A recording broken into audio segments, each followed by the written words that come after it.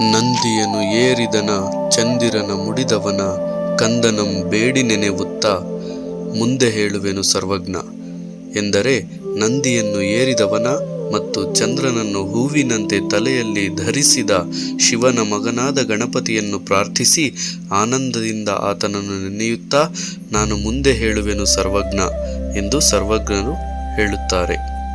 ಸರ್ವಜ್ಞನೆಂಬುವನು ಗರ್ವದಿಂದಾದವನೇ, ಸರ್ವರೊಳಗೊಂದು ನುಡಿಗಲಿತು ವಿದ್ಯೆಯ ಪರ್ವತವೇ ಆದ ಸರ್ವಜ್ಞ. ಈ ತ್ರಿಪದಿಯ ಅರ್ಥವು ತಾನು ವಿದ್ಯೆ ಗರ್ವದಿಂದ ಸರ್ವಜ್ಞನೆಂದು ಹೆಸರಿಟ್ಟುಕೊಂಡಿಲ್ಲ, ಆದರೆ ಸರ್ವರು ಎಲ್ಲರ ಹತ್ತಿರ ಒಂದೊಂದು ಮಾತನ್ನು ಕಲಿತುಕೊಂಡು ವಿದ್ಯೆಯ ಸಮೂಹವೇ ನಾನು ಆದೆ ಎಂದು ಸರ್ವಜ್ಞರು ತಿಳಿಸುತ್ತಾರೆ. ಕುಲ ಅಥವಾ ಜಾತಿಯ ಬಗ್ಗೆ ಸರ್ವಜ್ಞರು ಏನು ಹೇಳುತ್ತಾರೆ ತಿಳ್ಕೊಳ್ಳೋಣ.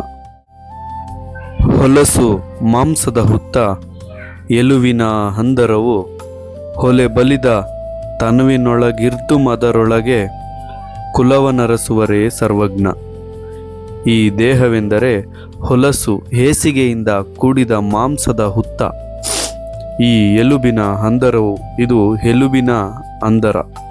ಇದಲ್ಲದೆ ಬೇರೆ ಅನೇಕ ಪ್ರಕಾರವಾದ ಮಲದಿಂದ ಕೂಡಿದ ಈ ಶರೀರದಲ್ಲಿ ಕುಲವನ್ನು ಹುಡುಕುವುದು ಸಾಧ್ಯವೇ ಸರ್ವಜ್ಞ ಎಂದು ಸರ್ವಜ್ಞರು ಹೇಳುತ್ತಾರೆ. ಎಲುವಿನಿ ಕಾಯಕ್ಕೆ ಸಲೆ ಚರ್ಮದ ಹೊದಿಕೆ, ಮಲಮೂತ್ರ ಕ್ರಿಮಿಗಳೊಳಗಿರ್ದ ದೇಹಕ್ಕೆ ಕುಲವ್ಯಾವುದಯ್ಯ ಸರ್ವಜ್ಞ. ಈ ತ್ರಿಪದಿಯ ಅರ್ಥವು ಒಳಗೆಲ್ಲ ಎಲುಬು ಮೂಳೆಯ ಹಂದರವಿದ್ದು ಮೇಲೆ ಚರ್ಮದ ಹೊದಿಕೆ ಇದ್ದು ಮಲಮೂತ್ರ ಕ್ರಿಮಿಗಳಿಂದ ತುಂಬಿದ ಈ ದೇಹಕ್ಕೆ ಕುಲವು ಯಾವುದು, ಇದು ಅಥವಾ ಇದರ ಅರ್ಥವು ಹೊಲಸು ದೇಹಕ್ಕೆ ಕುಲವೆಂಬುದೇ ಇಲ್ಲ ಎಂದು ಸರ್ವಜ್ಞರು ಹೇಳುತ್ತಾರೆ. ಮಾಸಿನೊಳು ಮುಸುಗಿರ್ದ ಮೂಸಬಹುದಾಸನದಿ ಹೇಸಿಕೆಯ ಮಲವು ಸೂಸುವ ಕಂಡು ಕುಲದಾಶೆಯನ್ನು ಬಿಡರು ಸರ್ವಜ್ಞ.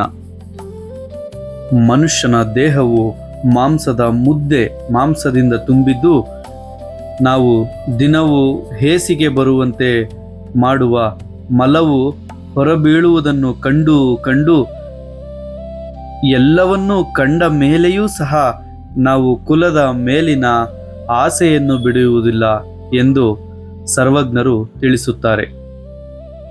ಇನ್ನೂ ಹೆಚ್ಚಿನ ಸರ್ವಜ್ಞನ ತ್ರಿಪದಿಗಳು, ಬಸವಣ್ಣನ ವಚನಗಳಿಗಾಗಿ ನಮ್ಮ ಚಾನಲನ್ನು ಸಬ್ಸ್ಕ್ರೈಬ್ ಮಾಡಿ. Thank you.